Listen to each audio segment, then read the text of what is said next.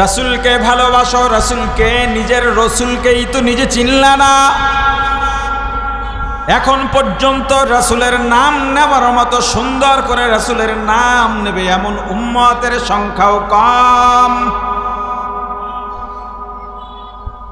অথচ তোমার নেতা কেমন তুমি জানো?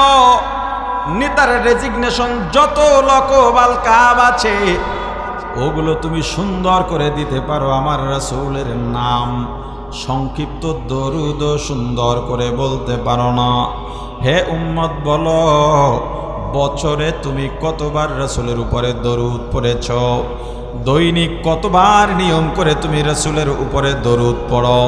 হিসাব করলে দেখবা যখন তুমি জুমায় যাও, ওয়াজের মাঠে বসো, তখন উলামায়ে কেরাম খুতবার পরে যে দরুদ পড়তে বলেন ওই সময়ও পড়ো, বেশি পড়ো না। যদি হুজুর রাগ চাপ দেন তখন মিনমিনাইয়া বিড়বিড়াইয়া অল্প পড়ে, তাও হক আদায় করে পড়ে না। অথচ তুমি দাবি করো তুমি রাসূলের উম্মত, রাসূলকে ভালোবাসো। কিয়ামতের ময়দানে রাসূলের হাতে হাউজে কাউসারের পানি পান করবা, আল্লাহর আরশের ছায়ার নিচে স্থানে দাঁড়াইবা। তোমার চেয়ে বোকা দুনিয়ায় আর কেউ হতে পারে না। যেই রাসূলকে নিয়ে তুমি গর্ব করতে পারো, দুনিয়ার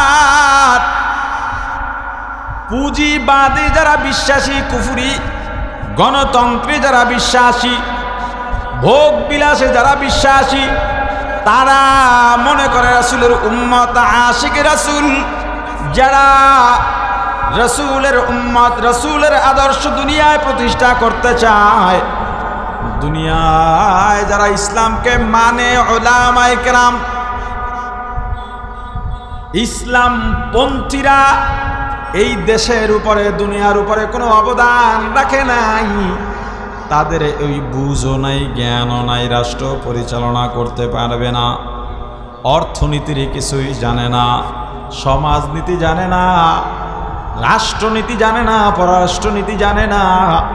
তুমি তো তাদেরকে বুঝাইতে পারো তোমার কি অবদান, ইসলামের কি অবদান, মুসলমানের কি অবদান, উলামায়ে কেরামের কি অবদান।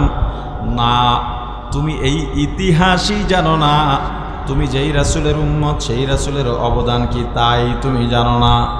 যদি জানতা, এই দুনিয়ার ভোগ বিলাসে বিশ্বাসীরা ইসলামের উপরে কথা বলার দুঃসাহস দেখাইতে পারতো না। তুমি বয়ানই তৈরি করতে পারো নাই তোমার রাসূলকে নিয়ে, তোমার ইসলামকে নিয়ে তুমি বয়ানই তৈরি করতে পারো নাই।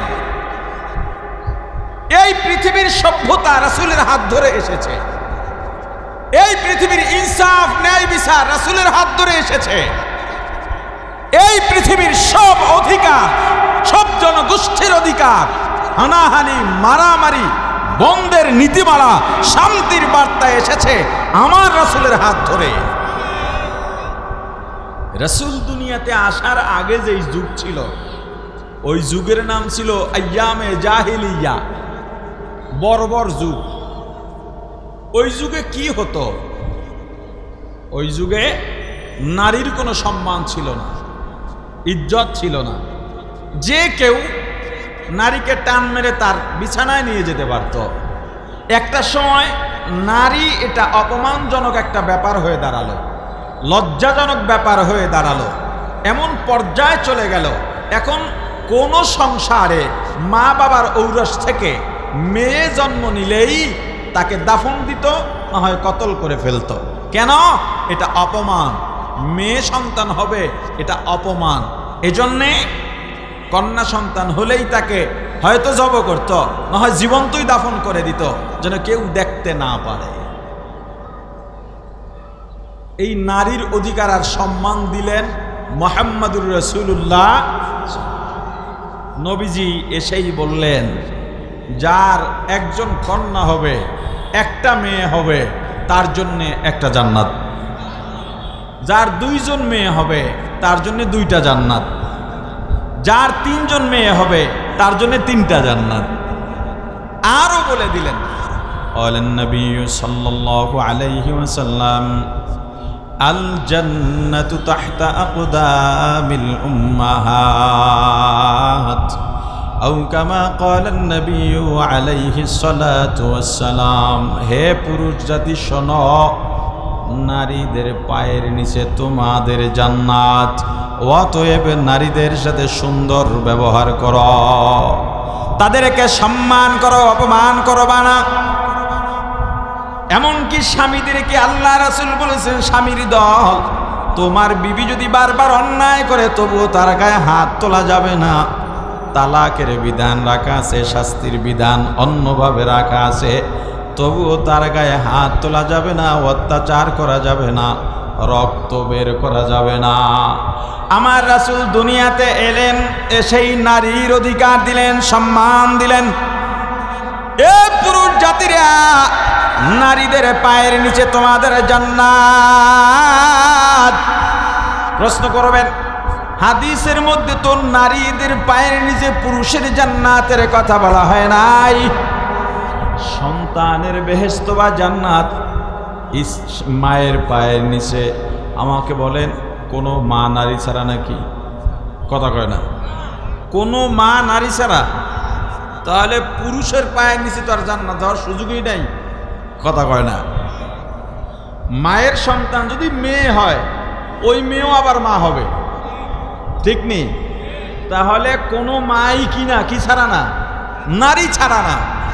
নারীদের পায়ের নিচে তোমাদের জান্নাত। আল্লাহর রাসূল এমন অধিকার দিয়ে দিলেন নারীদেরকে যে বাদশা, রাজা, বাদশা যেমন বসে বসে খায়, অর্ডার করে, নারীও ঘরে বসে বসে খাবে, অর্ডার করবে।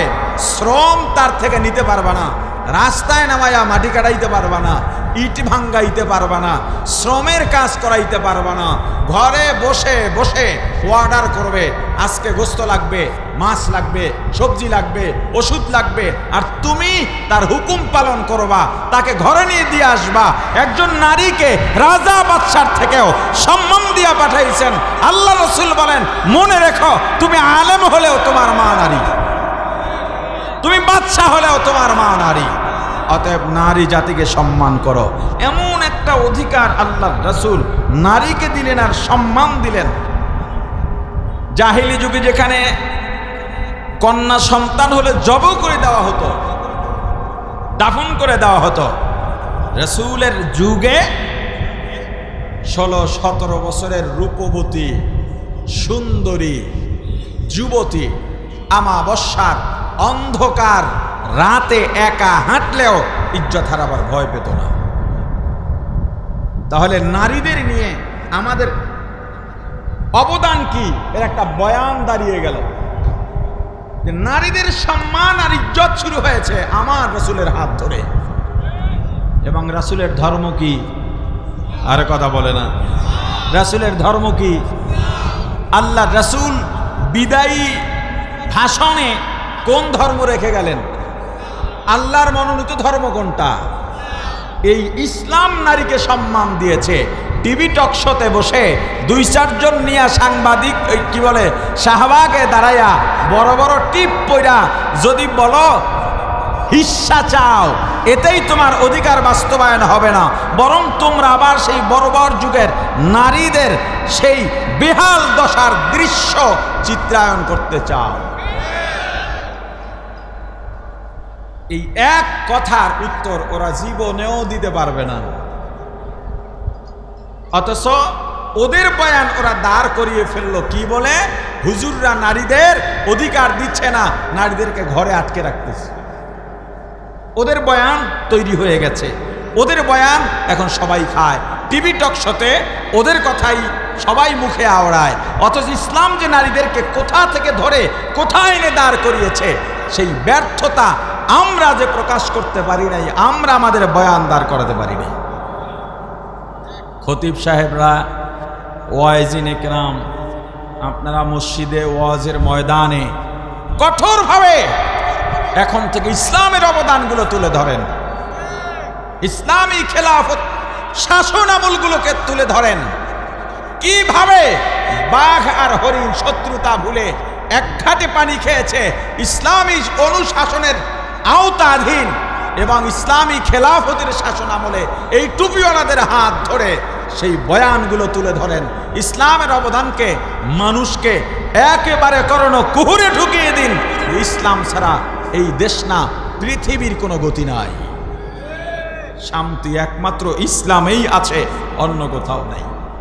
আমার রাসূল দুনিয়াতে আসার আগে আইয়ামে জাহিলিয়ার যুগে গোত্র গোত্র মারামারি হতো।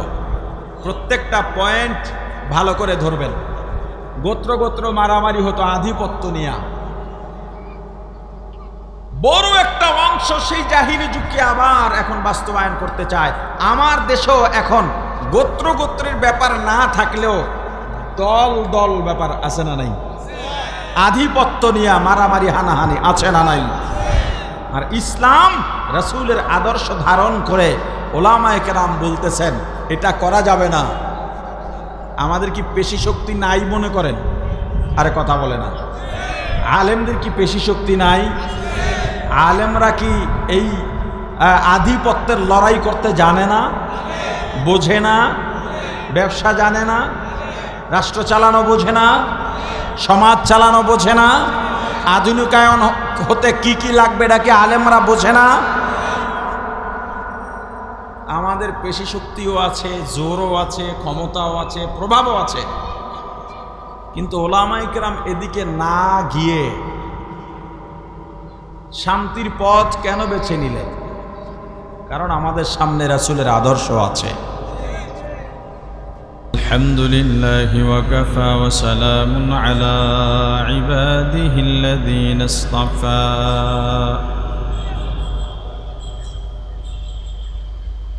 أما بعد فأعوذ بالله من الشيطان الرجيم.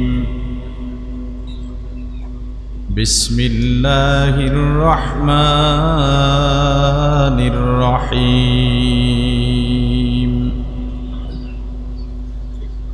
قال النبي صلى الله عليه وسلم: لا يؤمن أحدكم حتى أكون أحب إليه من والده وولده والناس أجمعين، أو كما قال النبي عليه الصلاة والسلام.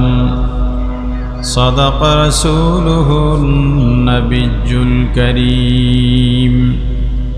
درود شريف پڑھی. اللهم صل على محمد وعلى آل محمد كما صليت على إبراهيم وعلى آل إبراهيم إنك حميد مجيد. সবাই পড়ি اللهم بارك على محمد وعلى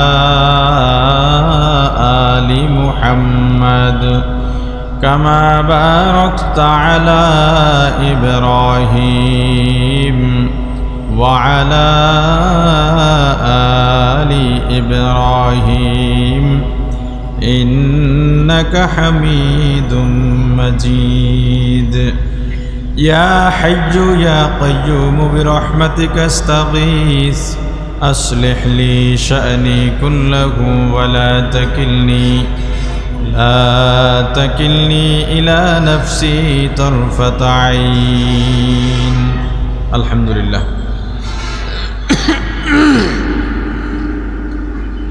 বাংলাদেশ জাতীয় ওয়াইজিন পরিষদ বাংলাদেশের উদ্যোগে আন্তর্জাতিক সিরাত নবী সাল্লাল্লাহু আলাইহি ওয়াসাল্লাম মহাসম্মেলনের সমাপনী অধিবেশনের মহতরম সভাপতি মুআজ্জাজ মুকাররম হযরত উলামায়ে কেরাম, ওয়াইজিন কেরাম, দূর দূরান্ত থেকে আগত ইসলাম প্রিয়, দিন প্রিয়, মর্দে মুজাহিদ, আল্লাহ রাব্বুল আলামিনের আশিকিন, জাকিরিন, শাকিরিন মুসলমান ভাইরা, কলিজার টুকরা সমবয়সী যুবক ও ছাত্র বন্ধুগণ, পর্দানিশী মা ও বোনেরা, আল্লাহ তাআলার দরবারে লাখো কোটি শুকর ও সুজুদ যেই মহান রব্বুল আলামিন আমাদেরকে হায়াতে তৈয়বা দান করে দুনিয়ার জান্নাতের বাগান কোরআন ও সুন্নাহর আলোচনার এই মোবারক মজলিসে আশা ও বসার মতো তৌফিক দান করেছেন, আলোচনা শোনার মতো সুযোগ করে দিয়েছেন। এজন্যে শুকরিয়া আদায় করি, আলহামদুলিল্লাহ। বৈরী আবহাওয়ার মধ্যে রসুলের সিরাত আলোচনা তথা রসুলের মোহাব্বতে আপনারা ওলামায়ে কেরামের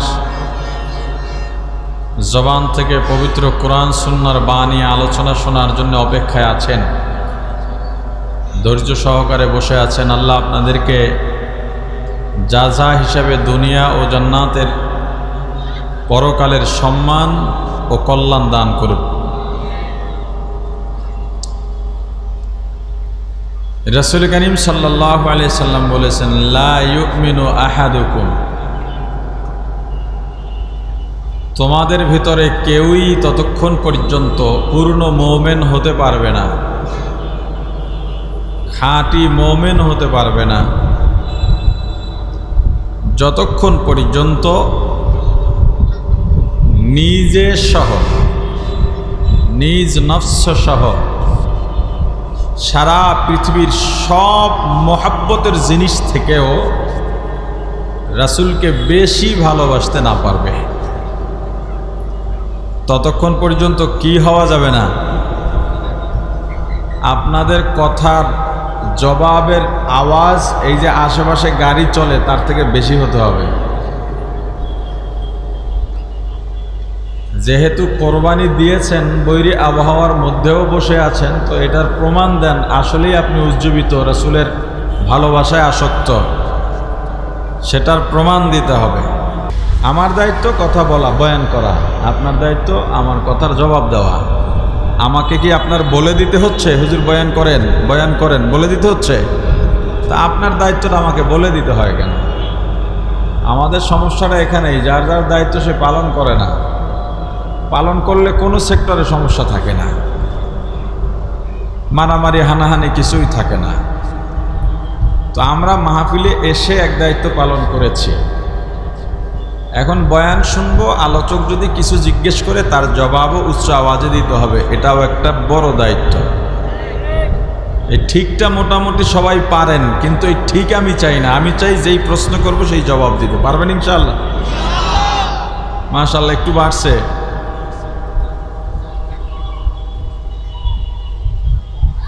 যেই সম্পর্ক বৈধ, ওই বৈধ সম্পর্কের যেই টান বা ঝোঁক, এটাকে ভালোবাসা বলে এবং এটা পবিত্র। অবৈধ সম্পর্কের যে টান বা ঝোঁক, এটাকে প্রেম বলে, এটা অপবিত্র। কথা কি বুঝছেন? এখন হয়তো আপনার ভিতরে একটা প্রশ্ন ঘুরপাক খেতে পারে, প্রেম আর ভালোবাসায় ব্যবধান কি? দুইটাই তো এক মনে করি, আসলে দুইটা এক না। আচ্ছা বলেন তো, মায়ের প্রতি যে টান, বোনের প্রতি যেই টান, মেয়ের প্রতি, নিজের কন্যার প্রতি যেই টান, এটা পবিত্র না অপবিত্র? জোরে বলেন। আপনাদের মাঝে এমন কেউ আছেন যে কেউ কোনোদিন শুনেছেন কোনো সন্তান বলেছে আমার মায়ের সঙ্গে আমার অনেক প্রেম? শুনেছেন? জোরে বলেন না। আমার বোনের সঙ্গে আমি প্রেম করি, এরকম শুনেছেন? আমার মেয়ের সঙ্গে আমার অনেক প্রেম, এটা শুনেছেন? যে আমার মায়ের সঙ্গে আমার অনেক ভালোবাসা, এটা বোনের সঙ্গে অনেক ভালোবাসা, এটা আমার মেয়েকে আমি অনেক ভালোবাসি, জীবন থেকেও ভালোবাসি, এটা প্রেম। যদি পবিত্র হয় তো মায়ের সঙ্গে কেন বলতে রাজি না আপনি? বোনের সঙ্গে বলতে কেন রাজি না? প্রেম শব্দের আরবি হলো ইশকুন, আর ভালোবাসা শব্দের আরবি হলো হুব্বুন। ইশক আর হুব, এই দুইটার তবকাই আলাদা, ব্যাখ্যাও আলাদা, বাস্তবতাও আলাদা। এখন আবার একটা বলতে পারেন যে আলেমদের মাঝে বা হুজুরদের মাঝেও তো অনেকে বলে আল্লাহ প্রেম, রাসূল প্রেম। হ্যাঁ বলে, এই বলাটা অবৈধ সম্পর্কের থেকে না, অপবিত্র চিন্তায় না, বলে পবিত্র চিন্তায়। তবে আল্লাহ রাসূলের সঙ্গে প্রেম শব্দ ব্যবহার না করা উচিত। যেমন আমরা আল্লাহ তাআলার জায়গায় অনেকে অনেক সময় খোদা তাআলা বলি, কথা বলে না, বলি কি না? এখন অনেকে প্রশ্ন করে, আল্লাহকে যদি ঈশ্বর না বলা যায় আপনারা খোদা বলেন কেন? খোদাও তো আল্লাহর নাম না। আমরা ছোটবেলায় দেখেছি যে ইংরেজি শব্দের বাংলা যে অর্থগুলো বা বাংলার যে ইংরেজি করতো, সেখানে আল্লাহর ইংরেজি লেখা ছিল গড। এখন সেটা সংস্কার হয়েছে। এটা মূলত একটা কূটকৌশল ছিল। আল্লাহর নির্বাচিত যে নামগুলো আল্লাহ নিজে দিয়েছেন, এর বাইরে অন্য কোনো নামে আল্লাহকে ডাকা যাবে না। বিশেষ করে গড, ঈশ্বর, ভগবান এ নামে আল্লাহকে ডাকাই যাবে না। যদি কেউ বলে আল্লাহরই একটা প্রতিশব্দ গড বা ভগবান কিংবা ইংরেজিতে এইটা বলে, তখন তাকে জবাব দেবেন, নামের কোনো ইংরেজি হয় না। নাম ইংরেজিতেও যা, বাংলায়ও তা, আরবিও এক, ফার্সিও এক, উর্দুও এক। নামের কোনো হেরফের হয় না। কথা বুঝেন নাই? যেমন মনে করেন আমার নাম হাবিবুর রহমান, ইংরেজিতে কি হবে বলেন না? আরবিতে আপনার নাম আব্দুল্লাহ, ইংরেজিতে কি? আল্লাহর নাম আল্লাহই থাকবে, এইটার কোনো আলাদা প্রতিশব্দ নাই। খোদাও তো আল্লাহর দেওয়া নাম না। খোদা মূলত খোদ, এটা একটা উর্দু শব্দ। বলা যায় সূরাতুল ইখলাস বা কুল হু আল্লাহ সূরার ফুল সার মর্মের সংক্ষিপ্ত একটা শব্দ হলো খোদ। মানে আল্লাহ কারো থেকে জন্ম নেন নাই, জন্ম দেন নাই, একাই সৃষ্টি। লাম ইয়ালিদ ওয়া লাম ইউলাদ। আমরা সেই খোদ বখত থেকে আল্লাহকে খোদা বলি, তবে আল্লাহর নাম হিসাবে বলি না, আল্লাহর গুণাগুণ বা সিফত হিসেবে বলি। তবুও আমি ব্যক্তিগতভাবে মনে করি খোদা ব্যবহার না করাই ভালো, যেহেতু আল্লাহ অনেকগুলো নাম দিয়েছেন। অনুরূপভাবে আল্লাহ প্রেম, রাসূল প্রেম যদি কেউ ব্যবহার করে গুনাহ হবে না, না করা ভালো। এখন ভালোবাসা আসলে কি? ভালোবাসা হলো বৈধ কোনো সম্পর্কের প্রতি, সম্পর্কের বাইরে কোনো আলাদা ভালোবাসা হয় না। বৈধ সম্পর্কের প্রতি যেই টান বা ব্যাকুলতা তৈরি হয়, যাকে ভালোবাসি তার চাহিদা পূরণ করবার জন্য ভেতরে যেই ব্যাকুলতা তৈরি হয়, ওই ব্যাকুলতার নাম ভালোবাসা। এই ব্যাকুলতা অবৈধ সম্পর্কে গেলে হয় প্রেম, যেটা অপবিত্র। বৈধ দিকে গেলে হয় ভালোবাসা, যেটা কি পবিত্র। যেমন আপনি আপনার বিবিকে ভালোবাসেন, আপনার ছেলেকে ভালোবাসেন। আপনার ছেলে বলল, বাবা আমি পাশের বাসায় আমার ছোট্ট বন্ধুর পায়ে দুইটা জুতা দেখেছি, খুবই সুন্দর নতুন ডিজাইনের। 4-5 বছরের ছেলে আপনাকে বলতেছে, কিংবা বন্ধুকে নিয়ে এসে দেখালো, এই যে জুতা আমার এইটা পছন্দ, এনে দাও। আপনি যদি বাবাই হয়ে থাকেন আর আপনার ভেতরে যদি সন্তানের জন্য ভালোবাসা থেকেই থাকে, আপনার ভেতরে একটা ব্যাকুলতা তৈরি হবে। তখন আমার ছেলে একটা আবদার করছে, এটা আমাকে পূরণ করতেই হবে। আপনি ধোলাইপাড় বাজারে গিয়ে জুতার দোকান তালাশ করতেছেন, দেখলেন ওই জুতা নাই, মোবাইলে ছবি তুলে এনেছেন, জিজ্ঞেস করতেছেন এই জুতা কোথায় পাওয়া যাবে? এই বাজারে না শনি রাখরা পাওয়া যাবে। গেলেন শনি রাখরা, সেখানেও নাই। ওরা বলে গুলিস্তান যেতে হবে, সিদ্দিক বাজার যেতে হবে। আপনি এই যে ঘুরতেছেন, এই যে ব্যাকুলতা, কেন? সন্তানের প্রতি ভালোবাসা, এজন্যে নাকি অন্য কোনো কারণ আছে? আপনি বললেন আপনার বিবিকে ভালোবাসেন, কিন্তু 1 বছর হয়ে গেছে, আপনি একটা শাড়িও দিলেন না, 3 পিসও দিলেন না, বিবির কাপড় ময়লা হয়ে গেছে, নরম হয়ে গেছে, ছিঁড়ে গেছে, আপনি বলতেছেন না তোমারে ভালোবাসি, বিবি বলতেছে তাহলে আমার জন্যে কিছু প্রয়োজনীয় জিনিস আনো, আপনার ভিতরে ব্যাকুলতা তৈরি হলো না, কিন্তু আপনি দাবি করতেছেন আমি ভালোবাসি। আপনি বলেন আপনার দাবি করা ভালোবাসা সত্য না মিথ্যা?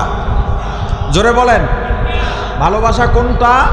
আমার ভালোবাসার ব্যক্তি যেটা চায় ওইটা বাস্তবায়ন করার জন্যে আমার ব্যাকুলতা যদি তৈরি হয় এবং সেটার বাস্তবায়ন ঘটে, তখন প্রমাণ হবে আপনি আসলেই ভালোবাসেন। কথা কি বুঝতে পেরেছেন? এবার আসেন, আল্লাহর রসুল বলছেন ভালোবাসতে হবে সবচাইতে রসুলকে বেশি। কাকে? রসুলকে। এখন আমাদের এখানে দেখা দরকার রসুল আমাদের থেকে কি চাইলেন।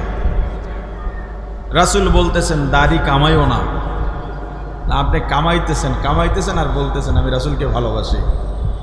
আপনার ভিতরে রাসূল এই কথাটা বাস্তবায়ন করার কোনো ব্যাকুলতাই দেখা গেল না, তৈরিই হলো না।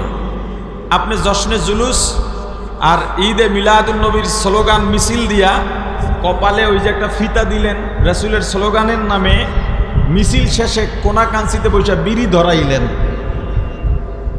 সোশ্যাল মিডিয়ায় এমন দৃশ্য দেখেছেন কিনা? কথা বলে না। আশেকে রাসূলের একটা ফিতা আছে মাথায় বান্দা, মিছিলও করলো সামনে সামনে, মিছিল শেষ কি টানে?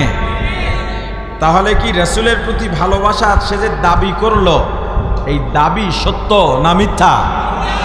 দাবি প্রমাণ হয় কখন? যখন ভালোবাসায় চাওয়া পাওয়া, চাওয়ার প্রত্যাশা ঘটাইতে আপনার ভেতরে ব্যাকুলতা তৈরি হলো এবং সেটার বাস্তবায়ন ঘটাবেন, তখনই প্রমাণ হবে আপনি ভালোবাসেন। এখন বলেন রাসূলের প্রতি ভালোবাসা আসলে কত % মানুষের আছে? মুহাম্মদুর রাসূলুল্লাহ সাল্লাল্লাহু আলাইহি ওয়াসাল্লাম বিশ্বের এমন একজন ব্যক্তি যার মাধ্যমে কিয়ামত পর্যন্ত জান্নাতে যাওয়া কিংবা সফলতা অর্জন করবার আর কোনো পথ বাকি নাই, যেই পথ তিনি বাতলাইয়া গেলেন। আল্লাহই ঘোষণা দিয়া দিলেন আল ইয়াউমা আকমালতু লাকুম দীনাকুম ওয়া আতমামতু আলাইকুম নি'মাতি ওয়া রাদিতু লাকুমুল ইসলাম দীনা। এই পৃথিবীতে যত মনীষী মারা গেছে এ পর্যন্ত প্রত্যেকের ক্ষেত্রে একটা কথা আছে যে লোকটা যদি আরো কয়দিন বাঁচতেন আরো অনেক কিছু কইরা যাইতে পারতেন। কথা কয় না? একমাত্র মুহাম্মদুর রাসূলুল্লাহ সাল্লাল্লাহু আলাইহি সাল্লামের ক্ষেত্রে এই কথা নাই, এবং সেই ঘোষণা আল্লাহ নিজে দিয়েছেন যে আপনার মাধ্যমে দিন পরিপূর্ণ হয়ে গেছে, আর কোনো কিছু বাকি নাই। এবং পৃথিবীর কাউকে কখনো বলতে শুনবেন না নবীজি যদি আর কয়টা দিন বেঁচে থাকতেন তাহলে ইসলামের এই অপূর্ণাঙ্গ বিষয়টা পূর্ণাঙ্গ করতে পারতেন। শুনছেন কখনো?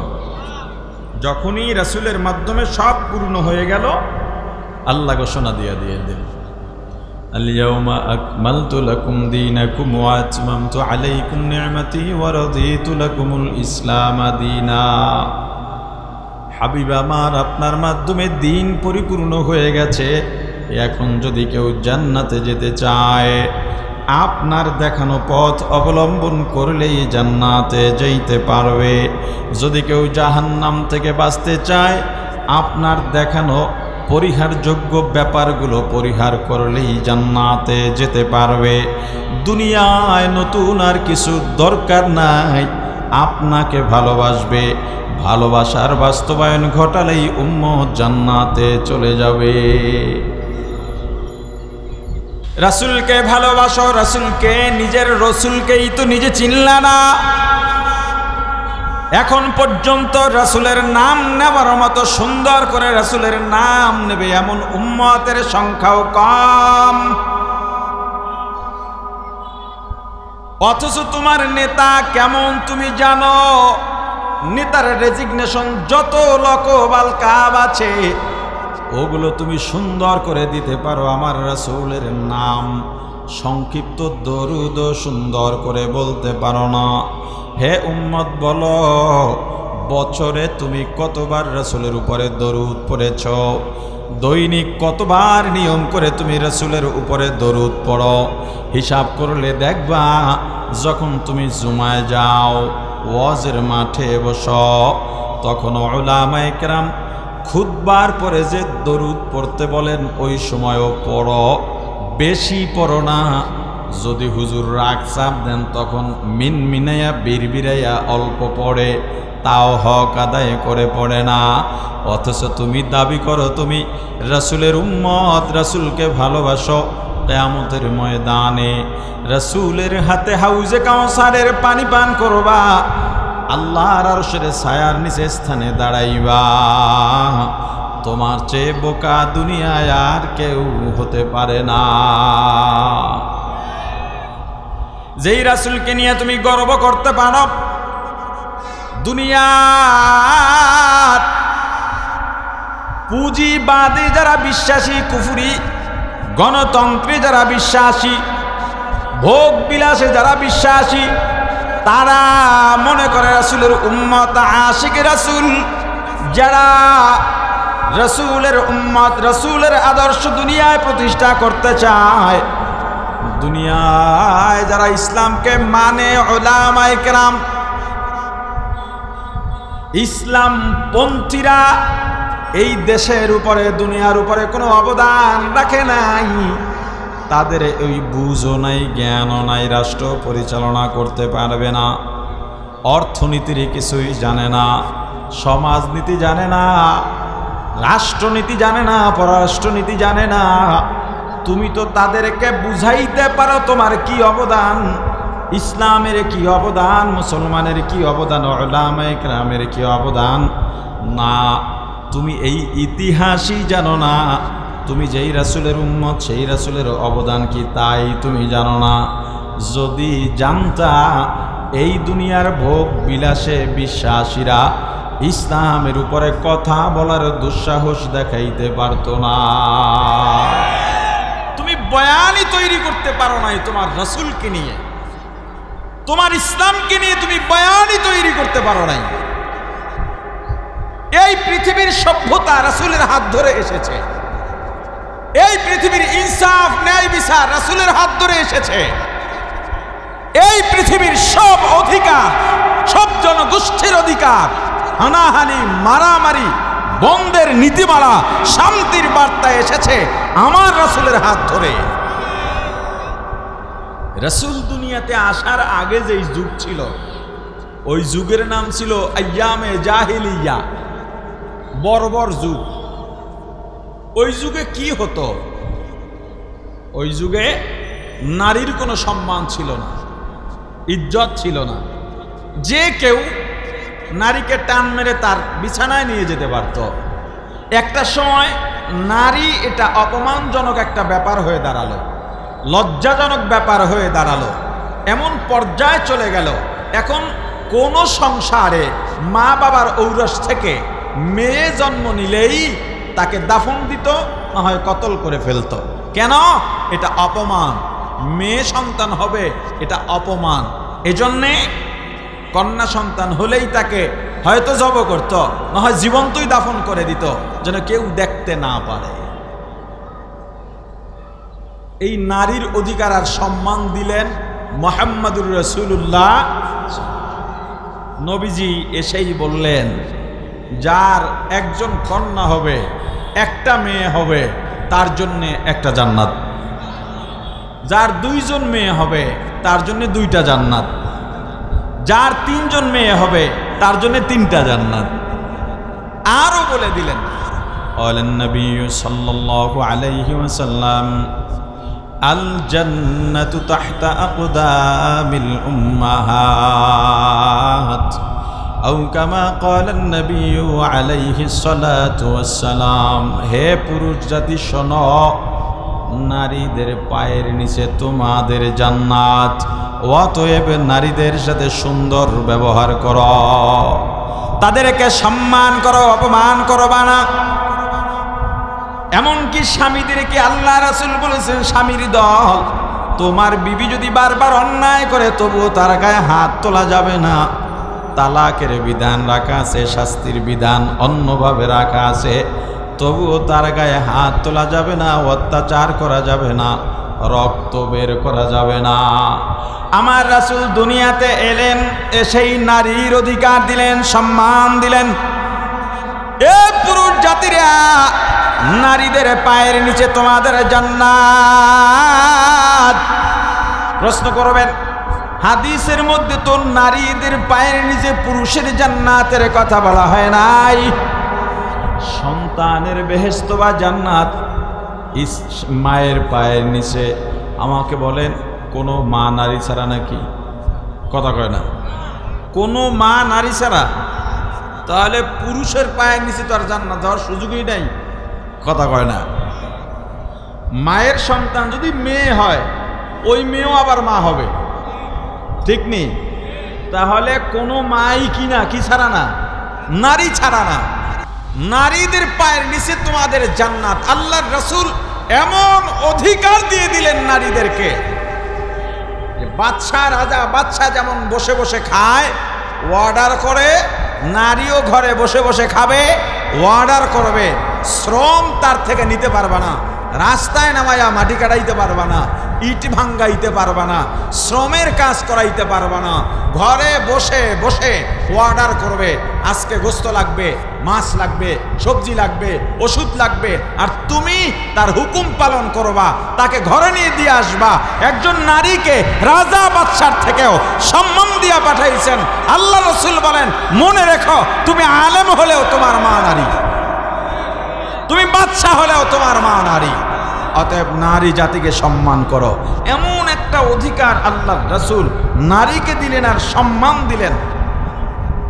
জাহিলি যুগে যেখানে কন্যা সন্তান হলে জবাই করে দেওয়া হতো, দাফন করে দেওয়া হতো, রাসূলের যুগে 16-17 বছরের রূপবতী সুন্দরী যুবতী আমাবস্যার অন্ধকার রাতে একা হাঁটলেও ইজ্জত হারাবার ভয় পেত না। তাহলে নারীদের নিয়ে আমাদের অবদান কি, এর একটা বয়ান দাঁড়িয়ে গেল যে নারীদের সম্মান আর ইজ্জত শুরু হয়েছে আমার রাসূলের হাত ধরে। এবং রাসূলের ধর্ম কি? আরে কথা বলে না, রাসূলের ধর্ম কি? আল্লাহ রাসূল বিদায়ী ভাষণে কোন ধর্ম রেখে গেলেন? আল্লাহর মনোনীত ধর্ম কোনটা? এই ইসলাম নারীকে সম্মান দিয়েছে। টিভি টক শোতে বসে 2-4 জন নিয়ে সাংবাদিক কি বলে শাহবাগে দাঁড়াইয়া বড় বড় টিপ পইরা যদি বলো হিস্সা চাও, এতেই তোমার অধিকার বাস্তবায়ন হবে না, বরং তোমরা আবার সেই বর্বর যুগের নারীদের সেই বেহাল দশার দৃশ্য চিত্রায়ন করতে চাও। এই এক কথার উত্তর ওরা জীবনেও দিতে পারবে না। অথচ ওদের বয়ান ওরা দাঁড় করিয়ে ফেললো কি বলে? হুজুররা নারীদের অধিকার দিচ্ছে না, নারীদেরকে ঘরে আটকে রাখতেছে। ওদের বয়ান তৈরি হয়ে গেছে, ওদের বয়ান এখন সবাই খায়, টিভি টক শোতে ওদের কথাই সবাই মুখে আওড়ায়। অথচ ইসলাম যে নারীদেরকে কোথা থেকে ধরে কোথায় এনে দাঁড় করিয়েছে, সেই ব্যর্থতা আমরা যে প্রকাশ করতে পারি নাই, আমরা আমাদের বয়ান দাঁড় করাতে পারি নাই। খতিব সাহেবরা, ওয়াইজিন একরাম, আপনারা মসজিদে ওয়াজের ময়দানে কঠোরভাবে এখন থেকে ইসলামের অবদানগুলো তুলে ধরেন, ইসলামী খেলাফত শাসন আমলগুলোকে তুলে ধরেন। কিভাবে বাঘ আর হরিণ শত্রুতা ভুলে এক ঘাটে পানি খেয়েছে, ইসলামী অনুশাসনের আওতাধীন এবং ইসলামী খেলাফতের শাসন আমলে এই টুপিওয়ালাদের হাত ধরে সেই বয়ানগুলো তুলে ধরেন। ইসলামের অবদানকে মানুষকে একেবারে কর্ণকুহরে ঢুকিয়ে দিন। ইসলাম ছাড়া এই দেশ না, পৃথিবীর কোনো গতি নাই। শান্তি একমাত্র ইসলামেই আছে, অন্য কোথাও নেই। আমার রাসূল দুনিয়াতে আসার আগে আইয়ামে জাহিলিয়ার যুগে গোত্র গোত্র মারামারি হতো। প্রত্যেকটা পয়েন্ট ভালো করে ধরবেন। গোত্র গোত্র মারামারি হতো আধিপত্য নিয়ে। বড় একটা অংশ সেই জাহিলি যুগকে আবার এখন বাস্তবায়ন করতে চায়। আমার দেশেও এখন গোত্র গোত্রের ব্যাপার না থাকলেও দল দল ব্যাপার আছে না নাই?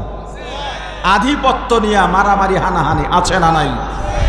আর ইসলাম রাসূলের আদর্শ ধারণ করে ওলামায়ে কেরাম বলতেছেন এটা করা যাবে না।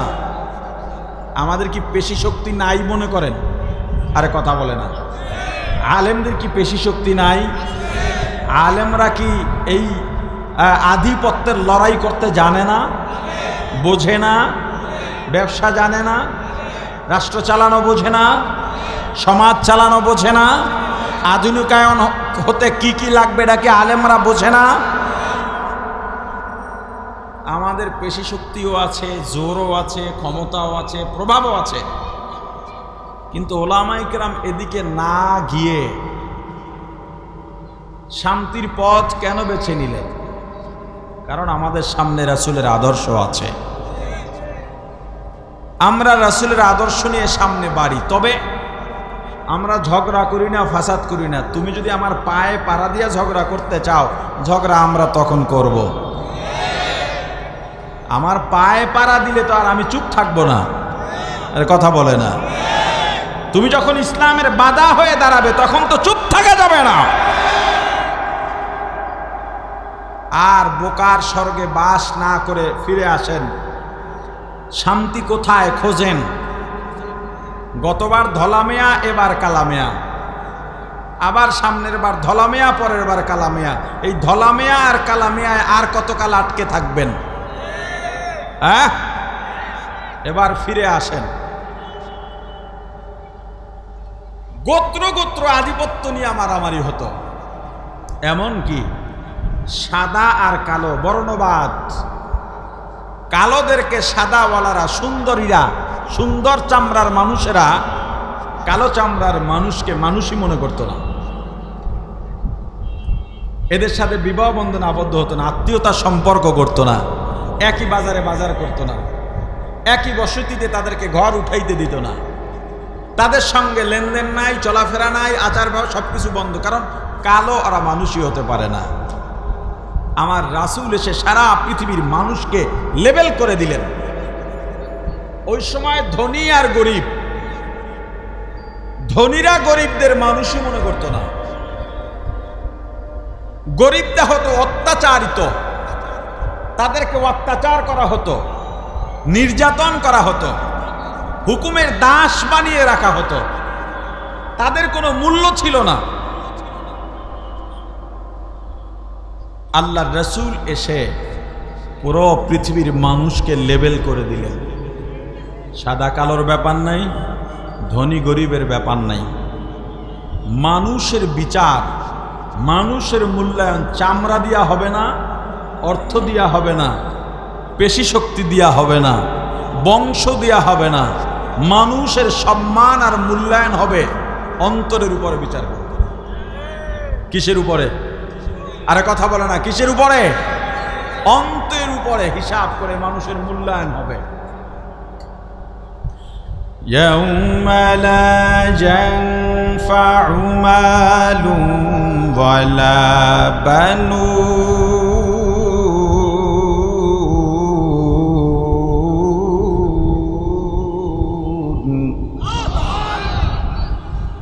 إلا من أتى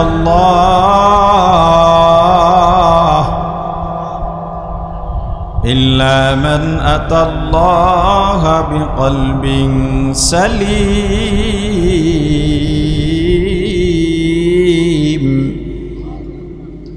লা ইয়ানফা, কিয়ামতের ময়দানে কোনো উপকারে আসবে না। কি মালুন,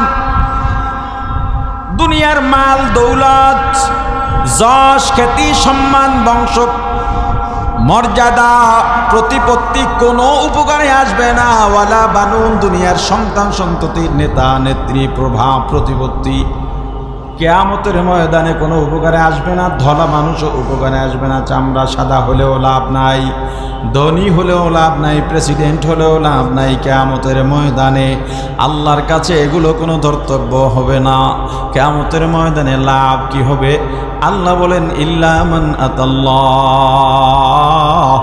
যারা আমি আল্লাহর কাছে আসবে কি নিয়া বিকলবিন সালিম, পরিশুদ্ধ কলব নিয়া, পরিচ্ছন্ন কলব নিয়া। দুনিয়ায় যারা চামড়া নিয়া হানাহানি করে, রং নিয়া হানাহানি করে, বর্ণবাদ, দুনিয়ায় যারা সম্পদের উপরে মানুষের মূল্যায়ন নির্ধারণ করে, বুঝতে হবে যেই জমানায় চামড়ার উপরে মূল্য নির্ধারণ হয়, ক্ষমতার উপরে মূল্যায়ন নির্ধারণ হয়, শক্তি আর ক্ষমতা, টাকা পয়সা, প্রতিপত্তির উপরে মূল্য নির্ধারণ হয়, বুঝতে হবে ওই দেশে ইনসাফ বৈশিষ্ট্য নাই। ইনসাফ যে দেশে থাকবে সেই দেশে টাকা পয়সা দিয়া বিচার হবে না। একজন ব্যক্তি এক দরবেশের সাথে, দরবেশ সফর করেন বিভিন্ন রাষ্ট্রে। তা এক ভক্ত গিয়া বলল, হুজুর আমি আপনার সঙ্গে যেতে চাই। না বাবা, তুমি আমার সাথে যেতে পারবা না, তুমি ধৈর্য কুলাবা না। না হুজুর আমি পারবো। তো গেল। এক দেশে গিয়া দেখে তেলের দামও যা, ঘিয়ের দামও তা। ভক্ত বলল যে হুজুর আমি এই দেশে থাকবো। কেন? কয় ঘি আর তেল যেহেতু একই দাম, আমি ঘি খাবো। হুজুর বললেন না রে বাবা, যেই দেশে ঘি আর তেলের দাম এক হয় ওই দেশে ইনসাফ নাই। ভক্ত আর মানল না, ভক্ত থেকে গেল, হুজুর চলে গেলেন। বহুদিন পর একটা দুর্ঘটনা ঘটল, বিল্ডিং এর ওয়াল ভেঙে একজন মানুষ মারা গেছে। বিচার বসলো, বিল্ডিং কার তাকে ডাকো। ডাকা হলো, তোমার দোষ, তোমার বিল্ডিং ভেঙে পড়লো কেন, তোমার এখন সাজা হবে কি? খুনের বদলে খুন, অর্থাৎ মৃত্যুর বদলে মৃত্যু। বাড়িওয়ালা বলল, কাজী সাহেব আমার কোনো দোষ নাই। তাহলে দোষ কার? বলে বিল্ডিং যে বানাইছে তা, মিস্ত্রির। ডাকো রাজমিস্ত্রিকে। রাজমিস্ত্রিকে ডাকলো। তুমি সিমেন্ট বালির হেরফের দিলা কেন? যার জন্যে ওয়াল দুর্বল হয়েছে, ভেঙে পড়ছে। কয় আমার দোষ নাই। তো দোষ কার? কয় দোষ হলো অমুক নারীর, যেই নারী বিভিন্ন আকর্ষণীয় জেওর অলংকার পরে আমাদের সামনে থেকে ঝনঝনানি আওয়াজ দিয়া হেঁটে গেছে, আমরা তার দিকে নজর দিছি, এই সময় বালু আর সিমেন্টের কম্বিনেশন ঠিকভাবে হয় নাই। দোষ আমাদের না, দোষ ওই নারীর। কত নারীকে ডাকো। ইনসাফ কি আছে? কথা কয় না, ইনসাফ কি আছে? ওই নারীকে ডাকো। নারীরে ডাকছে, তোমার ফাঁসি হবে। বলে দোষ আমার না, দোষ কার? দোষ স্বর্ণকারের। এত সুন্দর করে জেওয়ার বানাইছে, আমি বানাই নাই। কত স্বর্ণকারের ডাকো। স্বর্ণকার তুমি এত সুন্দর করে বানাইলা কা? আমার কাজই তো এইটা। তো বানাইছো কাজ এইটা, তোমার কারণে একজন মানুষ মারা গেছে, অতএব তোমার ফাঁসি হবে। স্বর্ণকার আর কোনো অজুহাত দেখাইতে পারে নাই, স্বর্ণকারের ফাঁসি হবে। স্বর্ণকার দাঁড়ায় গেছে, কিন্তু ফাঁসির যে রশি, স্বর্ণকার এত শুকনার শুকনা, ওই রশি আর গলায় বাজে না, ফাঁসি হয় না। তাহলে এখন কারে ফাঁসি দিবে? কাজী সাহেব কইল, শহর খোঁজো, সবচেয়ে মোড়া কোনটা আছে ওটা ধরে আনো। তা খুঁজতে খুঁজতে পাইছে ওই যে ঘি খাওয়াই না মোটাল্লা, এরে ধরে নিয়ে এসে এত সুন্দরভাবে ফিট হয়ে গেছে। এর মধ্যে সেই দরবেশের আগমন। দরবেশের হাতে পায়ে ধরে কাঁদতেছে, হুজুর আমাকে বাঁচান। বলে তোমাকে বলেছিলাম যেই দেশে ঘি আর তেল একই দামে বেচে ওই দেশে ইনসাফ থাকে না, এখন তোমার ফাঁসি পড়তেই হবে। না হুজুর আমারে বাঁচান, আমি আর জীবনে ভুল করব না। হুজুর এমন এক ফজিলত দিলেন, আজকের এই ফাঁসি হলে এই ফজিলত আছে, ওইটা আছে, এটা আছে। কাজী বললো তাহলে এই ফাঁসি আমারই দাও, যেহেতু এত ফজিলত। বুঝাইতে চাইলাম, যেই দেশে ইনসাফ নাই, যেই দেশের মধ্যে কুলি আর শিক্ষিত সংসদে একসাথে কথা বলার সুযোগ পায়, যেই দেশের সংস্কৃতি ক্ষমতায় গেলেই একজন কুলি মেথর শিক্ষকের সামনে দাঁড়ায় আঙুল উঁচু করে কথা বলে, ওই দেশে ইনসাফ থাকে না। ইনসাফ প্রতিষ্ঠা করতে হলে কি লাগবে? ইসলাম লাগবে। কি লাগবে? জোরে বলেন।